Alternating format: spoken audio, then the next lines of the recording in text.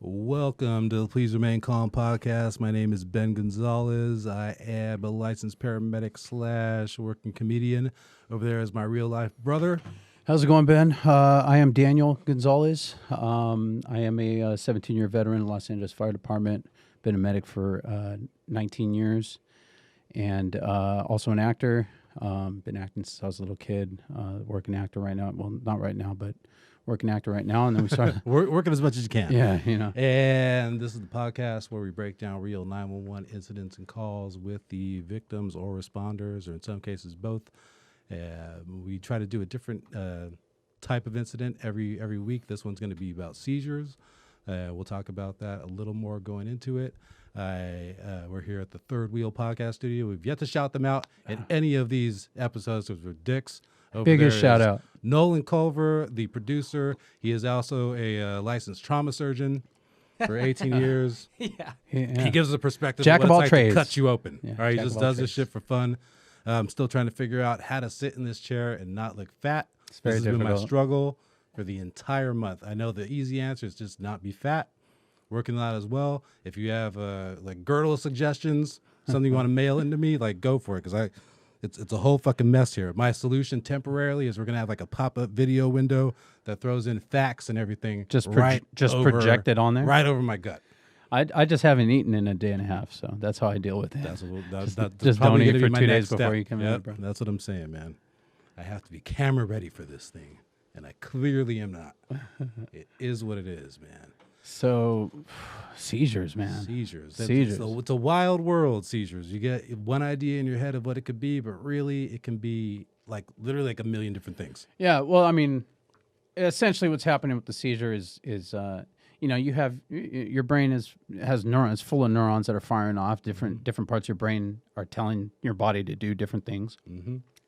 There's a chemical though that kind of suppresses that that kind of firing off. You know, Right. they say, for lack of a better way to explain it, everything is electrical impulses, right? Mm-hmm. So if one goes off, all the other ones around it kind of want to go off. Right. And so you have this kind of like settling chemical in your brain that kind of keeps everything settled. So basically what happens in a seizure is one goes off and then everything kind of cascades after that. And that's why you kind of have The these impulses are out of whack. Yeah, basically. you kind of have these it basically kind of fires everything off at once. You know, it's kind of what's happening. That's why you get that kind of jerky motion or like steady just contraction. You know, you'll see people like oh just like stiffen up. You know, sometimes you'll have it where it goes just like with one arm. Mm-hmm. You know, they call it a focal seizure where it's Yeah. focal to like We've one got, part of we've your got body. different kinds. We've got different kinds. There's some, like it won't even seem like it's necessarily a seizure. It's just something stiffening up on one part of the person's body. Yeah, or Right? a twitch in the eye or something like that. Focal seizures. That's a funky thing with seizures, man. Is like everybody's brain is different. Mm-hmm. You know what I mean? Right. The structure of it and everything is the same. And that's but- kind of what I meant by it could be anything, because the mechanism that makes the seizure is going to generally be the same thing, but what's causing that mechanism could be all kinds of different things that are going on with your brain, with your blood, Your with blood body sugar. chemistry. Yeah. Anything out of that can go slightly out of whack and trigger a seizure. And from a paramedic standpoint, you don't really know what it is until you get there. So there's kind of a range on how seizures can go. They can be routine or they can get wild. Yeah. Well, if the first hard part is figuring out that the patient had a seizure. You know what I mean? And I always tell people, like even our interns, when we get interns, you're almost like a detective when you show up on scene. Right. You know what I mean? Like you get a breakdown of what the call you're going to on a screen in the rescue on your way to the call on the little computer we have in there. But half the time you can't trust what that thing says the call is going to be. Right. You know what I mean? You get it for a chest pain, or you get an unconscious, and you get there and the patient's wide awake and they're complaining of chest The pain other or thing something else. too is it can come in as a seizure and they didn't really have a seizure and people just think it's a seizure. Well, because you know, if somebody just passes out, there's a bunch of different reasons why you can pass out too, right? Yep.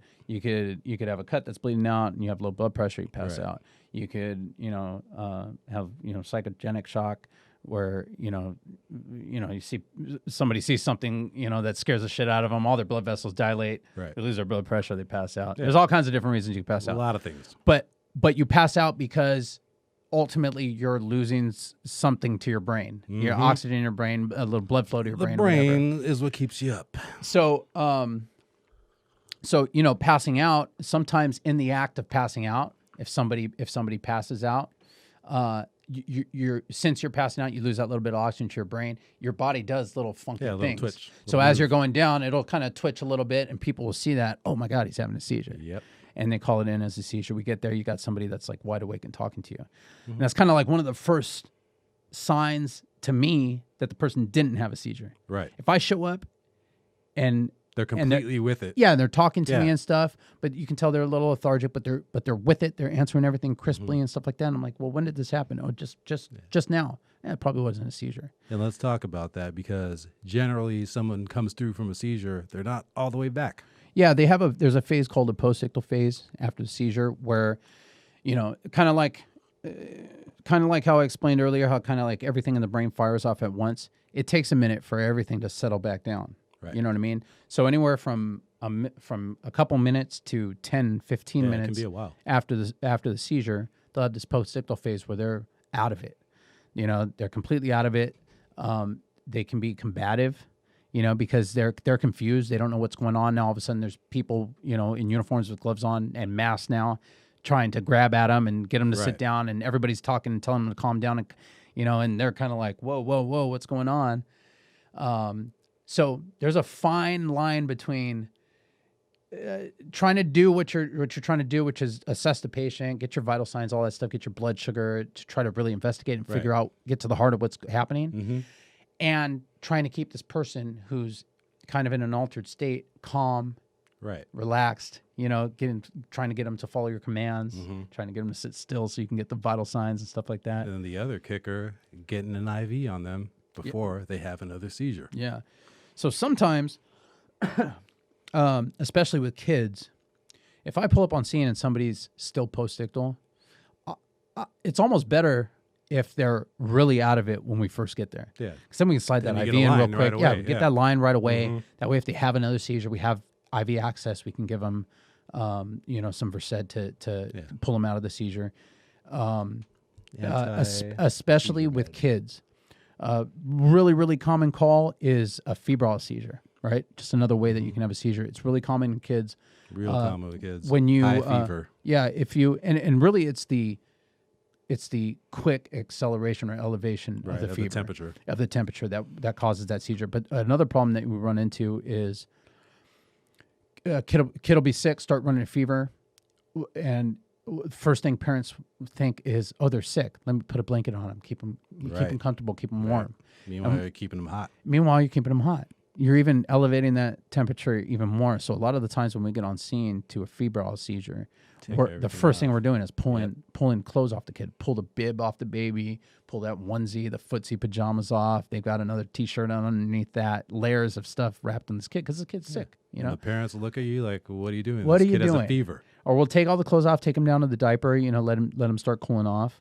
And then, okay, man, we got to go to the hospital, get or sir, get the baby bag together so we can go. And the first thing they do is grab that blanket to wrap around the baby. I'm like, no, we want him to be in the cool air. We need him to cool down. That's what happened. That's why he had a seizure. It's because the temperature is too high. So, but if I do get there early on in a febrile seizure, it's even better when they're post-ictal because it's even harder to get an IV on a little kid, Right. or a toddler. Oh, yeah. I mean, you're sticking a 22 or a 24 in a big old chubby, infant or baby's We're arm. saying 22, 24, that's the size of the IV. With IVs, the higher the number, the smaller the needle.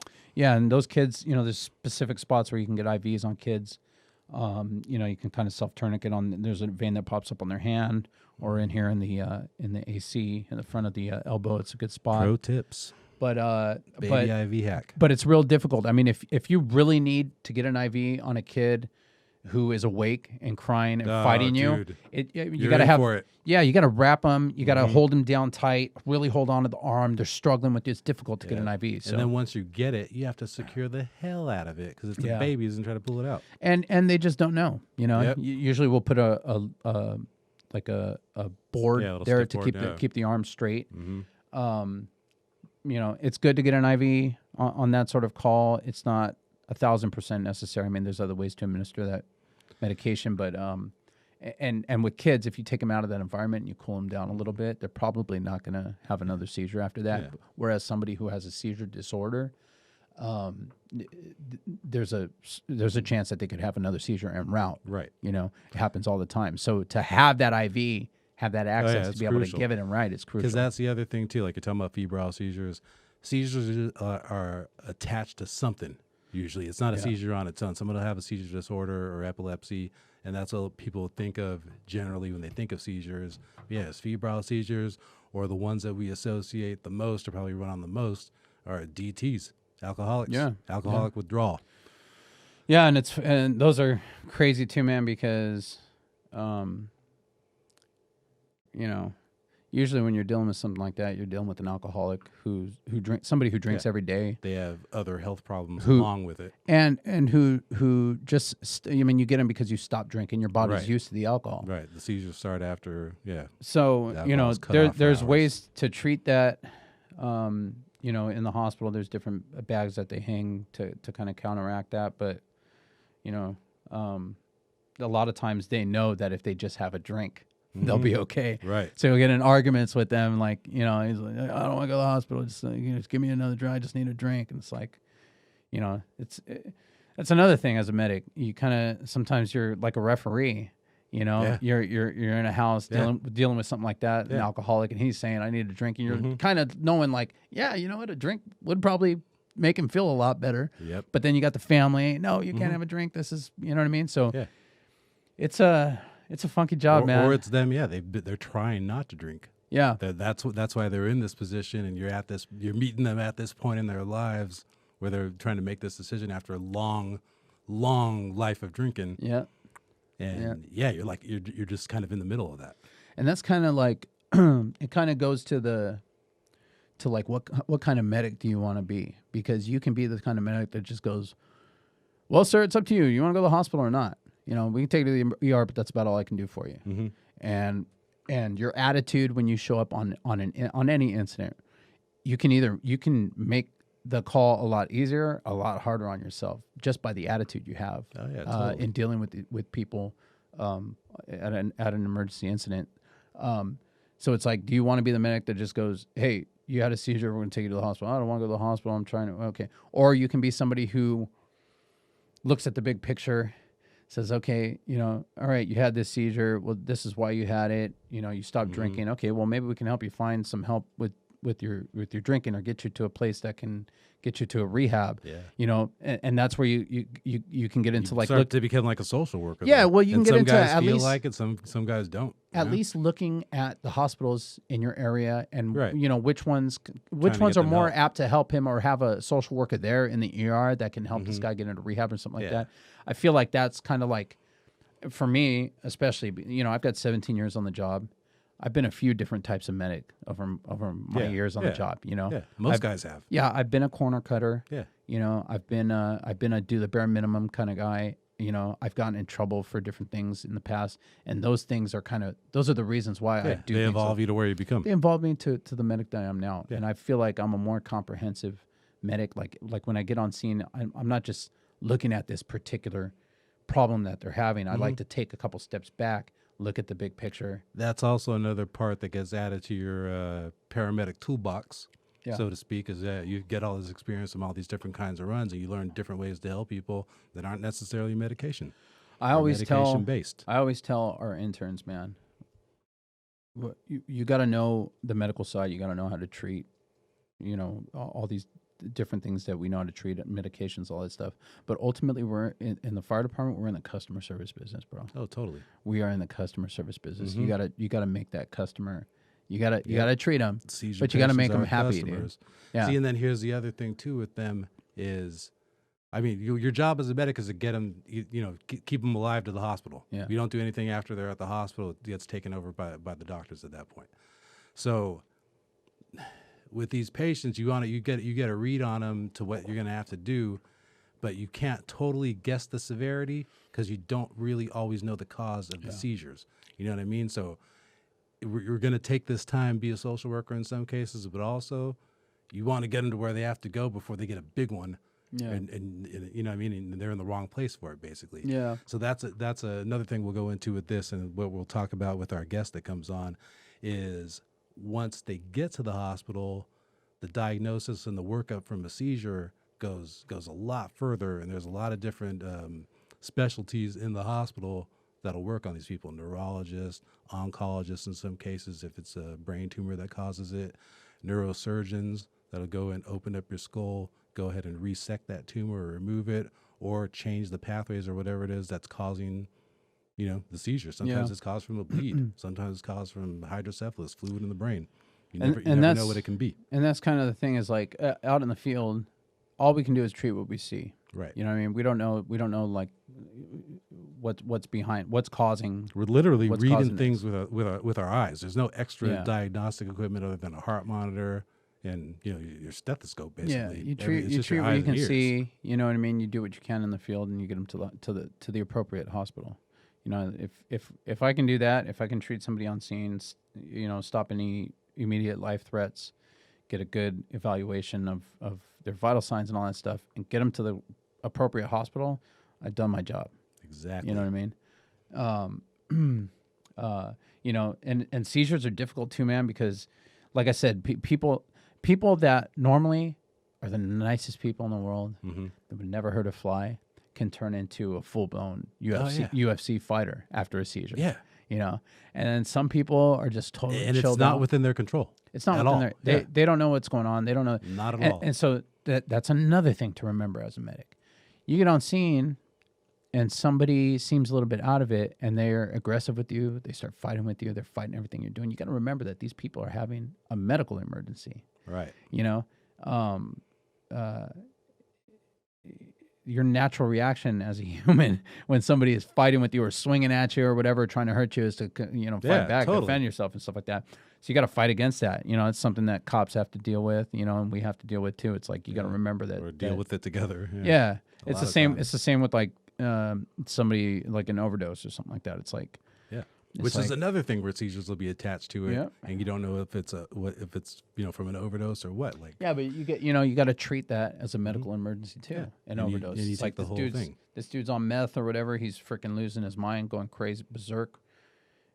Okay, even if he's kind of swinging at me and acting crazy, you got to remember, like, okay, he's overdosing. He's having a medical emergency. Yeah, and it's a big fun thing that we have to do on all these cases where it's called a differential diagnosis. They'll do it in the ER also, but paramedics are the first ones that have to do it, where you're just kind of running through your head, how many things can this be? Yeah. And you start crossing off the list. It can't be this, can't be this, can't be this, can't be this, until you figure out what you think it is, guess that's what it is, then you make your plan of what you can do for this person. And you have to do that every run.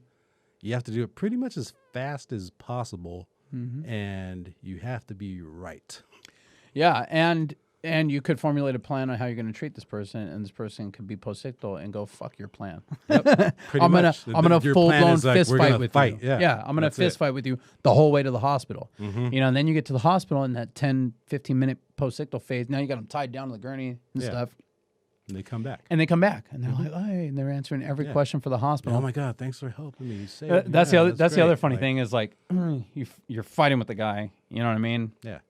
Trying to restrain him. They're trying to jump out of the Sometimes rescue. dudes are big too, man, Yeah. and like you're trying to pin somebody down that you're also trying to save and help. Yeah. And they're fighting you and stuff like that. And so you call the hospital and you're like, hey man, this guy is fighting like crazy. You're gonna have security, have your restraints ready to go and stuff like that. And then you get there and the patient's just like totally calm now. Yep.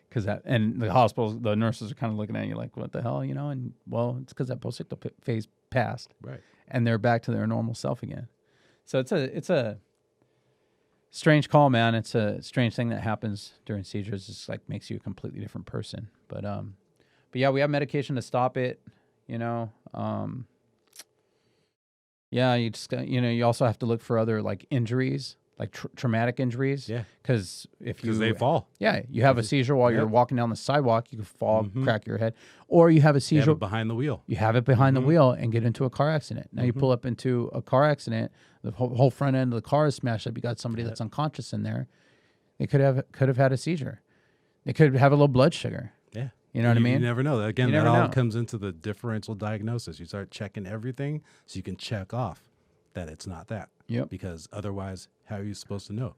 Yep. And that's the only way we can do it. Because there's no CT scanner in the back of the ambulance. You know what I mean? We can't run labs on you. We can't do any of that stuff. We got to figure out stuff fast, get you out of there, get you going, and then you get to the hospital, and the hospital is where they can take care of all that stuff. Yeah. And the CT scanner is the first place these patients wind up going into Yep. because they got to get a look inside that brain and see what's going on. And the guest that we're going to have today had the results that you don't want to hear from the CT scan of the head. Yeah. You know what I mean? Yep. And that happens for a lot of these people. They have some kind of neurological symptom. It's not always a seizure, but they go in and get a CT scan and they find that there is a mass in their brain. And depending on where that mass is, it can be operable, inoperable, it could be benign, or it could be malignant.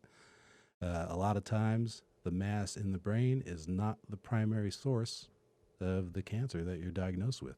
A lot of times, it's what's called a metastases. Yeah. The real source of the cancer might be your lungs, your stomach, liver, somewhere else, and these things kind of just grew up to your brain. And that is our guest starting to chime in to join What's her us name? now, Julie Chang. We're very happy to have her on. Hey, Julie, can you hear me? Yes. Hey, we all right, can I'm hear going you. to get y'all synced up here. All right, and we'll introduce her while we're doing that. Our guest today is a entertainment reporter. You last saw her on Good Day LA, Fox 11. She is awesome. She was previously on, was it Fox 5, I think, in New York. Before that, doing the same thing. She is a Venice resident. Yeah. Friend of Fire Station 63. Yeah, local yokel, mom, and also a survivor. And we're very happy to have her on. Please welcome to the show, Julie Chang. All right, Julie, you're on. And the crowd goes wild. Wait, where are all the fancy sound effect guys? All right. Honk honk. Nolan's doing his best. Auga. Mm-hmm. Thanks I for know, having we're me. waiting to still We're be not. able to see Our you on morning the show screen is yet. over. Yeah. Yeah, no, I'm sorry. We're no Good Day LA. We're doing our best. Yeah. Well, you know what? It's okay. I'm very, very honored to be on. No, And very happy to have you. yeah, Ben, let's talk about the fact where we met, right? Yeah. Okay. Julie and I actually met on her very first stand-up comedy show. Oh, really? Yeah. My one and only. One and only. So is that the one that you did the story on? No, No. actually, it's not. Oh, okay. Yeah, she did a story on it Yeah, for the show. Yeah, that's right. That's the one you were in, right? Yeah. Yeah. Like, Okay. I think she I saw was that very one today. kind and put me in the B reel, Yeah. the B footage. Made my mom very happy. I was hoping in the intro you guys would say I'm the broke man's Ali Wong because during that That's right. I was 7 months pregnant. Ali Wong. That's right. Yeah, because Julie did. We'll the put show. that in the caption of your Yeah. picture. Yeah, here. so we'll Okay. go back a little bit on it. There was a show at the club where I have my show, Goonies, that was called Virgin Sacrifice. And the idea for the show, Nicole Blaine produces it. She's awesome. She actually has her first special that just dropped on Comedy Dynamics. It's called Life's a Bit. And Nicole is great. She's actually the person that got us into that club to start doing our show at that Cool, club. man. Right? So Nicole's show is she'll have a super pro lineup of like killer comedians. Yeah. Yeah, I was on it. No big deal. And then she'll have one person. What, your hipster doing- jokes still stick with me. Thank you, Julie. All right. The real time testimony. All right. So she'll have one person that's doing their first set ever, Oh, okay. basically. Scary. Was that scary? So that person basically has the whole audience come because they're coming to see your first Sure, set ever. yeah. You know what I mean? So Nicole, it's smart because then she's selling out the show every time, but it's also a great show because she has a Killers. killer lineup Yeah, with them yeah. as well, right? That's Like, awesome. I forget who there were a few other people. Everybody had TV credits though on that. Well, on that show. the beauty of Oh, being in a David place. Keckner was with us. That's right. Yes, yeah. yes, David that's Keckner. right. Yeah, whammy. Well, that's what I was just gonna say. In a town like LA, you just never know what kind of like household name comedian you're gonna get because Right. there's always people out there testing out their sets Sure, and yeah, whatnot. totally. pop-ins. That's why we've been lucky to on that show, that club. There's been like Jerry Seinfeld goes in there. We had Adam Sandler. So were you already considering doing comedy, or was this a story that came up for you and you're like, hey, I'll jump in and do a set? I always interview Hollywood's like biggest stars. Sure. And so often throughout that interview journey, I've heard so many of them say, oh, you know what prepared me for this role is that I used to do stand-up. Sure. And they said, if you can do stand-up, you can do anything. Yeah. Dude, and she did it. And so she was 7 months pregnant, dude. Yeah. Yeah. The little baby. Yeah. Yeah. She Oh, was, yeah, she yeah. was in her belly then. Because when Ben mentioned that you were going to be on, I said, oh, she comes by the firehouse with, because I work at 63s there in Venice. Thank you for the important work you do. Thank you for saying that. I appreciate that.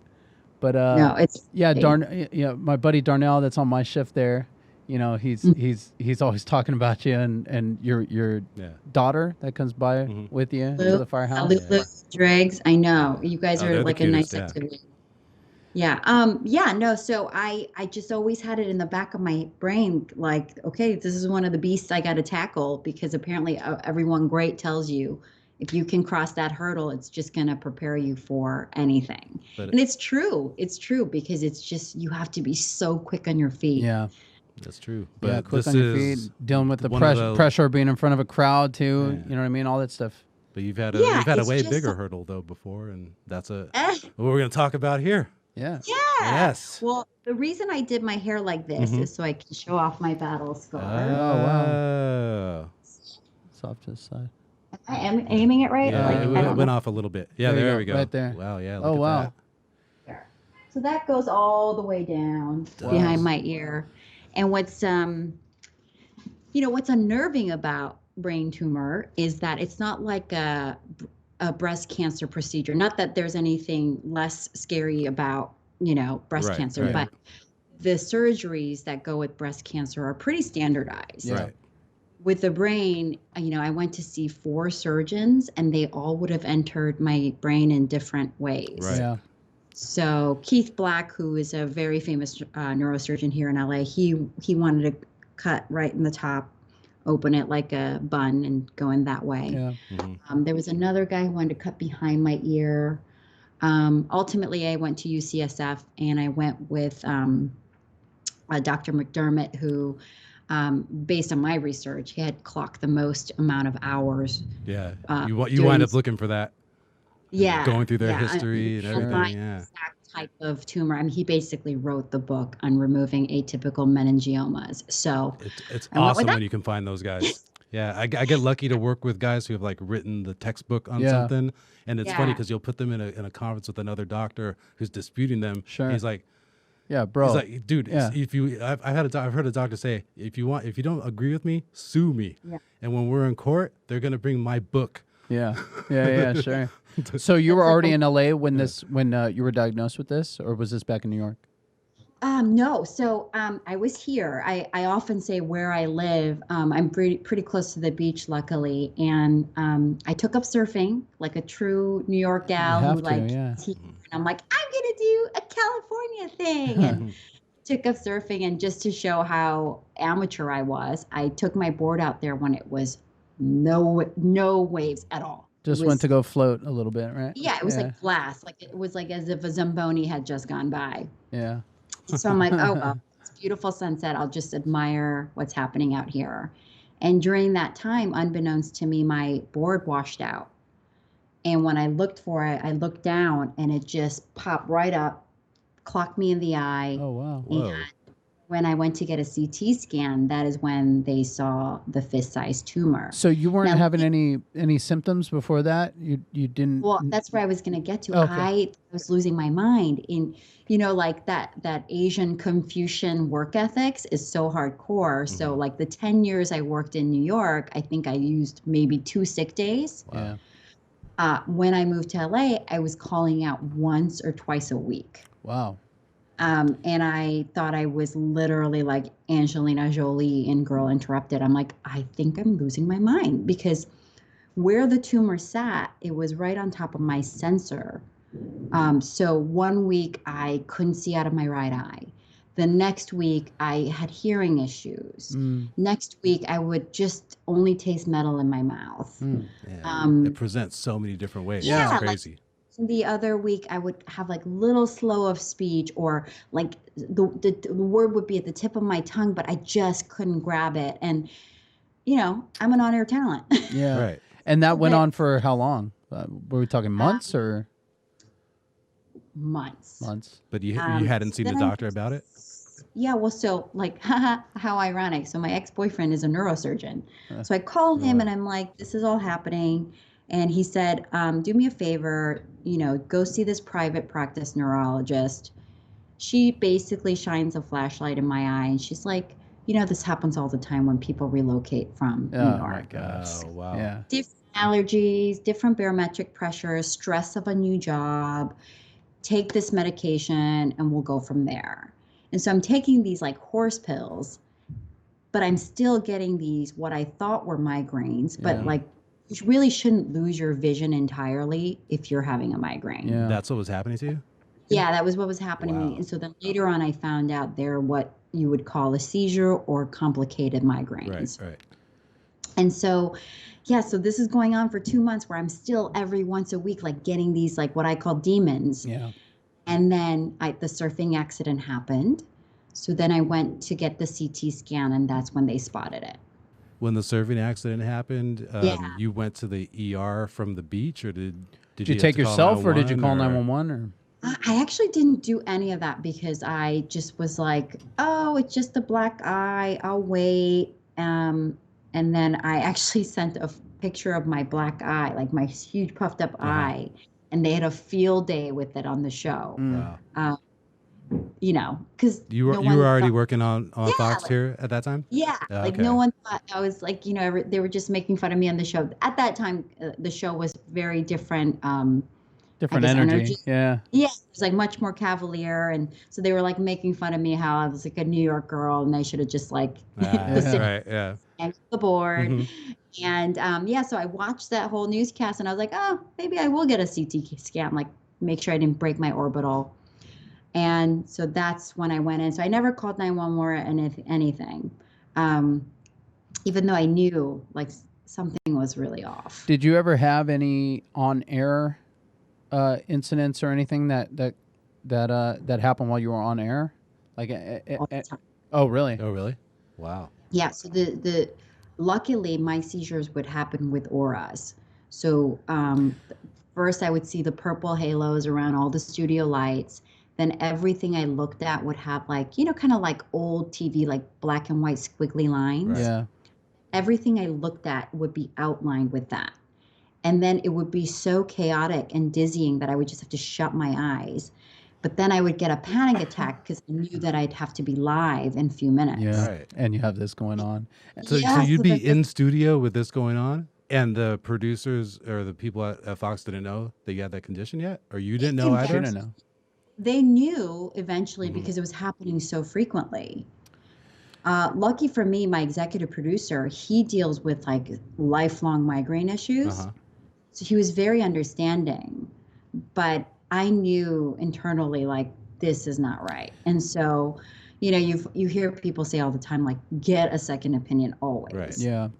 Listen to your body. And so, so then I found the tumor, and then I did my research, and I went and interviewed a lot of the surgeons, and the ones that are really good, it's so hard to get into. Yeah, definitely. It's the unfairness of the system. I had to be referred by like 3 people to get in with Dr. McDermott at UCSF. Wow.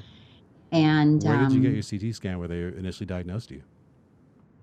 in LA. Yeah. It's a popular radiation place. Oh, okay, like a private radiation clinic. Okay. I want to just Yeah. jump in real quick. You mentioned an Yeah. aura. For those that don't know, some people before they have a seizure, which Julie is talking about right now, will have kind of a sense before it comes on that they're going to have it. And for me as a paramedic, if I pull up on somebody who's had a seizure, that's one of the questions I'll ask them. Hey, do you normally get an aura when you're gonna have another seizure? Especially if they've had one, came out of the post-ictal phase, and they're sitting there with them. Because then you know if one's coming again. Yeah, a lot of times they'll have a second seizure. And so I'll ask them, hey, do you have an aura? And usually people that have them know what they are. Yeah, they'll tell you what it is. And they'll say, yes or no. And if it's yes, it's like, hey, let me know if that starts to happen. Yeah. You know what I mean? Because we have Gives us a medication, we chance have to Versed get ready. and different things that we can start an IV and give you that will stop the seizure or possibly prevent it from happening if you're starting to have an aura. So just want to mention that for the listeners that might not know what that is. And you were having seizures after you were diagnosed, or this was before the surfboard incident? Turns out the tumor had been in my head for 12 years. Wow. So all this time I was having really severe migraines, just not as frequent. They started in New York, and it would be like one every year, like that would be really bad. Then it would started going to, one every few months, and then it was like a couple a week. Where in your brain was it? Right, like if I was an egg, it would be the yolk, right in the center. Oh, really? Wow. Good times. So what? Yeah. So the way they got it out, I mean, the key is everything in your brain has a purpose. Yeah, bro. Yeah. Every definitely. cell. But the midbrain everything and has the a- pons and everything, like a lot of times they don't operate there even. Yeah. Right. So That's like a bad place to have it. it's a bad place Yeah, to have seriously. it. Like I said, it's where all my sensors are controlled. And so what you're trying to do is you're trying to interrupt the least amount of healthy brain tissue. So what Dr. McDermott did was he pierced a tiny hole through the back of my brain. What he did was he cut like a door, opened my skull, punctured a small hole, drilled that, and then he went in with like a hook device and broke the tumor piece by piece and dragged it out of that little hole. Wow. To interrupt as least amount of healthy brain tissue as he could. Now, were you awake during the procedure? Because I know sometimes they do brain surgeries when you're awake so they can kind of help navigate. No. Had you done radiation or chemo before that? It was too big to radiation. Usually the rule of thumb is if it's smaller than a walnut, they can do radiation. Right. They can do what's called gamma rays. But if it's bigger than a walnut, then it's best to take it out. But every surgeon that you spoke to said, we can do this, basically? Yeah. Okay. Yeah. And it's what's unnerving is they're very quick to use the safest language to not get them sued, right? So right, definitely. They don't say it's not cancerous. They say it's behaving benign. Mm-hmm. Yeah. But we don't know until we get it out. Sure. Right. I got a biopsy. Yeah. And so the whole time they're like, it's behaving benign. And that was the only one, right? Like you were pan There's scanned and there were you had no other mass or anything. And that That's great. And the funniest thing is like when it was still in my head, they would all be like, oh yeah, it's big, but we've seen bigger. I mean, they can be as big as a grape. Yeah. And they would downplay it. The minute I got it out, they're like, it was huge. Yeah. Yeah. We don't want to tell you this before, Yeah, but like, look at this thing. we pulled half your head out. The fact that I was able to do hours of live TV a day is just Yeah, that's incredible with that through because a they said my decade. balance should have been so off. Yeah, Like my equilibrium should have been so off. Yeah. totally. But I did lose like most of my peripheral vision. Oh, really? Really? That was going to be my next question. So- There was no way they could get it out without interrupting some of the optical nerves. Yeah. So, You were definitely going to great neurosurgeons, though, because for everyone to say a midbrain mass that large, yeah, we could do it. Because neurosurgeons, the last thing, I don't want to say the last thing they say is, yeah, we could do that. But if they can't do it or they think it's not operable, they don't hesitate to tell you, nah, Yeah, they'll nope, be like, nope. nope, Yeah. sorry, not worth it. We're not doing it. Nope. I know. Yeah. So I mean, based on the whole spectrum of the outcomes, I feel like I walked away pretty unscathed. I was in the ICU 7 days, and then I had a private room the whole time. And you see really quickly in the ICU, like most people with brain cancers don't make it. Yeah. Like you. Oh, yeah. I mean, it's like by the 6th day, I think I decided to use the bathroom out of my room. And I felt like Rocky, like all the nurses, everyone. Yeah, totally. They're playing Eye of the My- Tiger. Yeah. Scene, and internally, Eye of Tiger was played. Yeah, it is cool though, because like we don't always get to see like a save after the fact. Yeah. You know what I mean? Or like So Yeah. that was probably awesome for them because Yeah. they watched you before that, for days, and you have no idea that's really going to happen. Or that somebody's Yeah. going to recover fully. Yeah, exactly. You know what I mean? You're just hoping for the best. Yeah. Yeah, I mean, you talk to the neurosurgeons and they're like, I talked to one neurosurgeon who's like, I am not religious, but he's like, it's really hard for me not to be, because he's like, there are so many cases where someone shouldn't have survived. Oh, yeah. And they do. It's like, makes no sense. And there are cases where it's like a 20-year-old, like super minor procedure, and like he doesn't make Yeah. it. So he's, there is some extra power that I really think has a hand. Yeah. Sure. They see it more than No, anyone. but I was to finish my story of the ICU. The 7th day, I had a roommate who suffers aneurysms, and you quickly see just like how lucky I am. At least I get the auras. You know what I mean? Yeah. Hers, she's on eggshells all the time. Yeah. Right. Yeah. Yeah, we talked about that a little bit beforehand. Like a lot of times, like somebody will have a seizure, but then they'll have secondary injuries because they were walking down the stairs when the seizure hit or something like that and took a tumble down the stairs. So the fact that you have an aura, it's almost like a little, safety net for you to say, hey, something's happening. Go find a spot to sit down or something. I would say about 70% of the time I have like a good 2 minutes to get myself sorted out. But there was one time I was driving that it just happened. And so I immediately just pulled off to the side of the road. Do you still have seizures to this day? I did. My last one was November. Oh, okay. I had 3 in November. But you take medication to kind of stave them off, or no? No? I don't. Yeah. And I will tell you, I really feel fortunate that I get the seizures, because it is a total reminder to myself.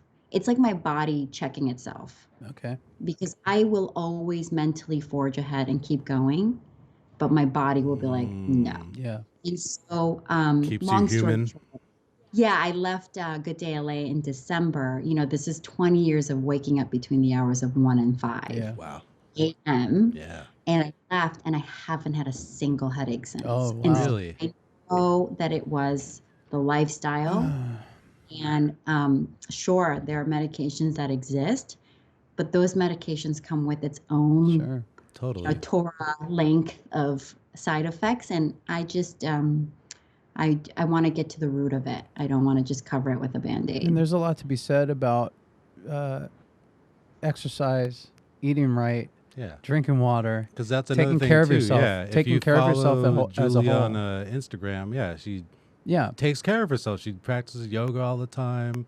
Wellness. And a lot of times when you have something like this happen, or I've had patients in the past where, obviously people live in the district. I run into them, or we'll run into them at the supermarket and stuff like that. And something like this they'll drastically change their lifestyle. If they weren't as healthy before, or they weren't as health conscious before, something like this happens, they realize how fleeting life is, and how much being healthy contributes to it, or leading a healthy lifestyle contributes to their health, and they'll change like that. Did you make any like major changes in your lifestyle? I mean, aside from leaving Good Day LA, I mean, that was after the fact, but I did, but I'm only human, so I went right back to my old ways. sure, yeah.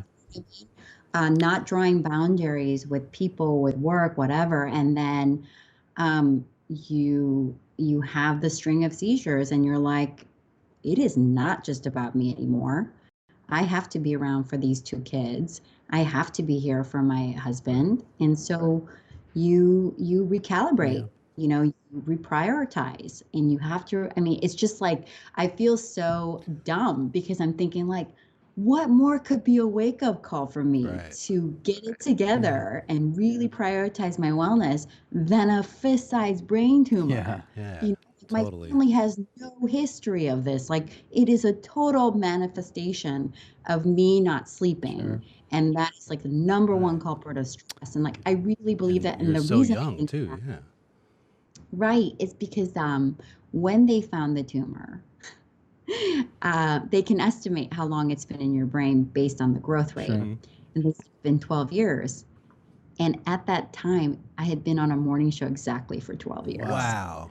That's crazy. And so there has to be something said for if you deprive yourself of sleep, like you can't cheat it. Yeah. Have you ever shared that? Have you shared that info with other morning show hosts? Like I think about so many people on TV who've had this, like Maria Menounos. That's right. Is a Yeah. reporter. It. Yeah, Wow. I mean, it's like a job hazard kind of. Yeah, and you read Being an about entertainment reporter. You read about Who that knew? too. Hazard pay. You read about that too. How important sleep is to your overall Yeah. health, man. And this is so hard for me. I am so wired to go, exactly. go. And I have to force myself to stop. I literally have to like laminate, like be gentle on yourself and like hang it on my mirror because I just like, I have FOMO. I have. Right. yeah, See, so that brings me to another thing because you have an Yeah. awesome family. And so you made the decision to become a mother after all this happened, right? Well, the funny thing is at UCSF, they contacted me and asked me if I'd be like their poster child. Oh, for Yeah. recovery? For or- their, like, Yeah. like their fall campaign. Like, so I'd be like on side of buses Right, and right. billboards around Yeah. San Fran. UCSF, help Yeah. me. Yeah. Yeah, because they were like, nothing says hope like a baby. They give you the whole spectrum of what's the outcome, right? So Mhm. they told me I have, be really patient on myself because when your body is so busy healing and it's trying to recover from a major trauma, like a big surgery, it's really hard for your body to get pregnant Right. yeah, and grow a human. It's totally. a lot going on when it's healing. So they just said, give yourself good 2-3 years and just know that it might not happen. yeah, Right. yeah. It's got to be And tough so to then hear. Yeah. Being So, young. but like I was just like at that point, I was like just happy to be alive. Yeah, Right. yeah, it's true. So it's like, it's fine. There's so many different ways to have a family these days. I'll figure it out. And so I just kind of put it in my back pocket, didn't think about it. And then 3 months after my surgery, I got pregnant with Driggs. Right. Wow. So he's my like walking miracle number one. And then I kind of, wanted to give him a sibling, but I didn't know if I was being greedy with my health. I'm like, one Yeah, I is was going to enough, say, was but- that scary for you, like to make that decision? Yeah, Like, it am I was pushing scary. it? I got so lucky the first time. What if the second time is? It was scary. And Yeah. it was, and the second pregnancy was a lot of appointments because, if you, Yeah, you're high get risk put- at that point, right? yeah. And then you're third in trimester, you're super like, I got to do stand-up comedy. Yeah. Yeah, that's what my life needs right now. Yeah, let's do it. Let's go. Yeah. If we're really going to live on the edge, I'm going to add like having a heart attack on stage. Seriously. See, and I Yeah, didn't no. know all this about you at that time. I just knew that you were the entertainment reporter and that you were pregnant, and that was it. So, because she did great too. She was like hilarious, man. Like Yeah. she killed it I- on that show, dude. And No. And I already said yes to the okay, podcast. yeah, but so to know like after all this and all this was going on and 7 months Yeah. pregnant, and then she was like, yeah, all right, let's do it. Because Yeah. it's not like just a story. Yeah. She had to work on a set. She Sure, did yeah. 5 minutes, Yeah. dude. Like it takes a long time to Yeah, oh, come yeah. up with 5 minutes. Yeah. You know what I mean? Like it's not quick. You know? Are you still doing comedy? Like, have you done it since then? I like to think I have like all this good mom jokes every day, but it's a tough audience over here. now you got Yeah. the time. Yeah, no, but I have a, that's the beauty of comedy. I think is it's the ultimate therapy to get over your hardships. Yeah, that's for I mean, sure. me, I mean, like the fact that I can use a tumor card every time I forget anything, Uh-huh. like someone's birthday, it's Yeah. pretty awesome. So, shoot, I forgot tumor. Well, you know? the first qualification to be a real comedian is to have something wrong with your brain. Yes, So very true. there you go. Yeah. Oh, Yeah. yeah. You're And in. like anytime my son gets mad at me, Yeah. tumor How excuse. dare you? What a card to play. That's hilarious. I mean, how are you guys doing during this time? hanging in there. For me, everything's almost been the same because I've been going to work every day. Yeah, you know, same like here. We have to my- work the whole time. my wife and kids are in the house. They're quarantined and stuff, but I still got to go to work at the firehouse. They took away our ability for a little while to even take a day off. So I was still able to get out of the house, and there's a little normalcy in hanging out with the firefighters. We're all buddies at the firehouse. So for me, it hasn't really affected my life all that much. Yeah. Just I guess the main thing would just be coming in contact with people that we suspected, had it. I think I transported about 4 known cases, but we're, the LAFD's policies for our PPEs and stuff like that when we show up to any incident where we suspect somebody might have COVID, one person goes in fully suited up, gown, N95 mask, goggles, gloves, does the whole assessment. Is the person in the back, so we minimize our exposure. Alone, Minimize our exposure. So doing okay. Yeah. Doing okay. Didn't get sick. Happy. I'm a little worried now about, you talking about sleep deprivation, and then just reading on my own. I read up on health and stuff like that. You read about how important sleep is. Yeah. And that's all we do is get entertainment woken up. reporters in the morning. Yeah. Paramedics and firefighters, the most sleep deprived people there are. There's such a camaraderie, I think, between news people and first responders. They're at the same places a lot. Yeah. Yeah. Bakers. My mom always thought I would end up with like an overnight janitor or like a baker. She's like, with your hours, like you're never going to meet someone. Yeah. Did you have, I know you said you were from New York before this. Is your family in New York? Did you have a support system here in LA when all this went down?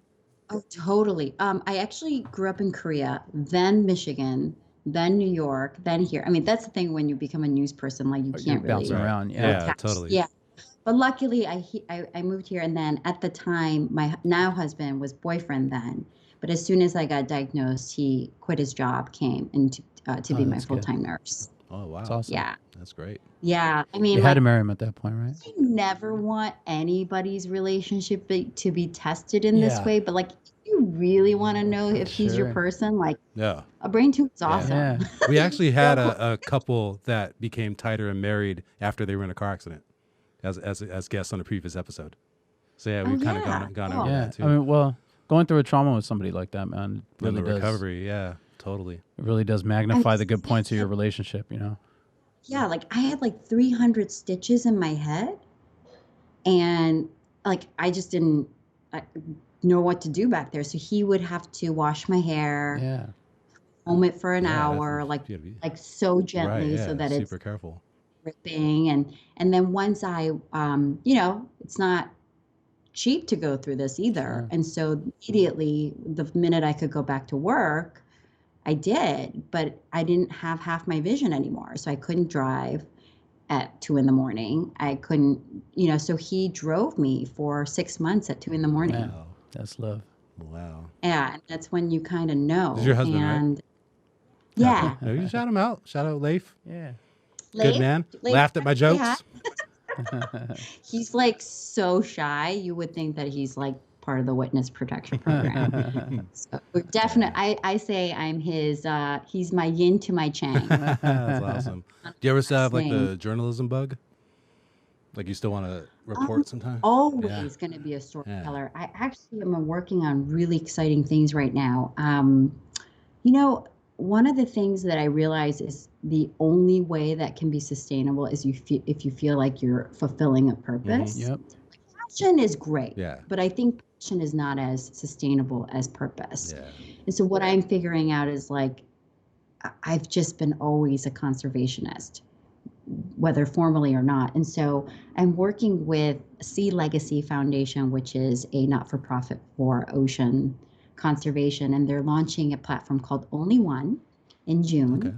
And it's basically trying to take the science that's so staggering and put it in a format of storytelling. Okay. Oh, wow. Because what you realize is like you have these crazy stats, but to the average person, unless you tell it in a story that makes sense in their world, It's hard to wrap your brain around. Right. Yeah.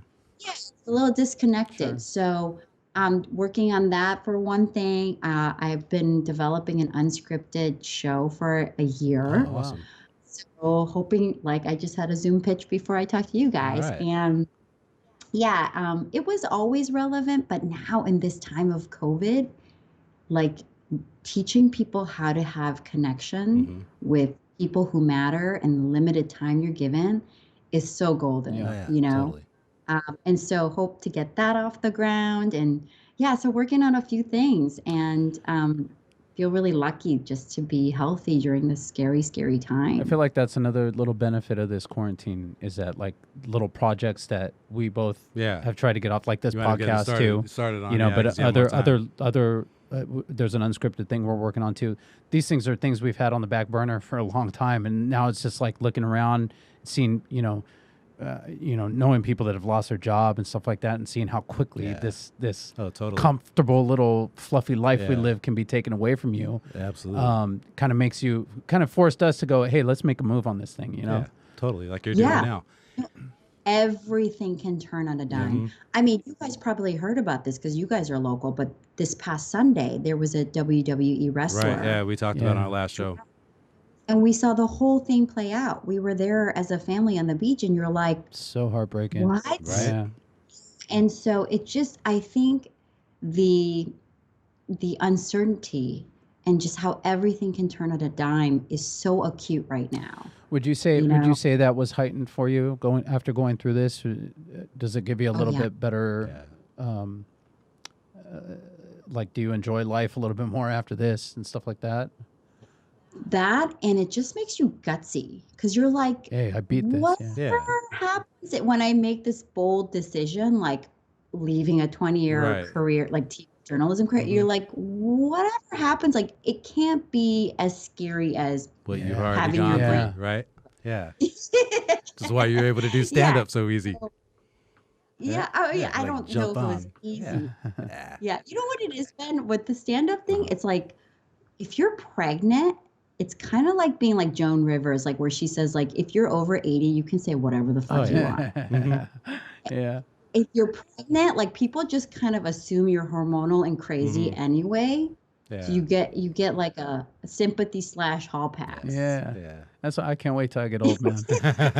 Go do whatever you want. Yeah, go off on everyone. Walk around in your underwear. Well, we appreciate you coming on, Julie. You're awesome. Honestly, Ben, you've been following me up and being patient about this day happening, so I really appreciate it. I appreciate you getting back to us. And say hi to your family, your sister. She's awesome. Your sister's super cool. Her sister came to enter a nose taping. Oh, really? Yeah. Oh, it's awesome. It was good seeing you, Julie. When this is all over, I'll be happy to see you at the fire station with your kids again. Oh, yeah, for sure. And thank you for saving lives, literally. Thank you. Thank you for saying that. Seriously. Yeah. I mean, without our essential workers, I'm a mom now, so I like cry at everything. Yeah. But I mean, every time I even see like an Amazon delivery guy, it just wells me up because I know the sacrifice that you guys are all making for all of us. I appreciate that. Really do. Yeah, definitely. Tell people where they can follow you, Julie. You can always follow me on Instagram. That's probably where I keep my fans abreast of everything that's happening. At Truly Julie Chang. There you go. Good handle. I'm getting that's perfect handle. Now, so definitely want to follow. Yep. Anything else you want to plug? The beauty of like I've always had these opportunities, but as a journalist, you're not allowed to promote or sell or anything. Right. And so I like shouted out some skincare that's really been working for me. And then they reached out to me and they said, do you want to give some stuff away? And so I thought, oh, how about a nurse? How about that grocery store salesperson that you love? Like, all of our essential workers really deserve it. So that's what I'm giving away. It's $450 worth of fancy skincare stuff. All right. So follow Julie and get on this giveaway, everybody. Do it. Well, thank you very much for coming on. By them. I'm not being paid by them. I always keep that IG space very sacred. So awesome. Well, thank you so much for coming, Julie. Really appreciate it. Yeah, we appreciate you. I look like I should be like going to go smoke my hookah bomb. I know. You got the whole setup. You got a Sacagawea aesthetic going on. I like it. All right. Well, have me back soon. I'll miss you guys. Right. Thanks, Julie. Thank you. Take care. Okay, bye. Thanks. All right. Yeah, that was Julie Chang, and that's pretty much a wrap on this one. That was interesting, good talk. Yeah, man. Thank you very much. My name is Ben Gonzalez. You can follow me at Ben9Humor, Ben number 9 Humor. Kind of like benign tumor. And I'm Danny Gonzalez. You can reach me or find me at DannyGonzo34 on Instagram and Twitter. And also follow the podcast while you're on Instagram anyways. following us. It's PRC Pod at PRC Pod on Instagram. Like and subscribe to us on Apple Podcasts, Spotify, Pandora, all that shit. All and right. listen again. Thank you very much. Thank you to Third Wheel, and we're out. See you next week.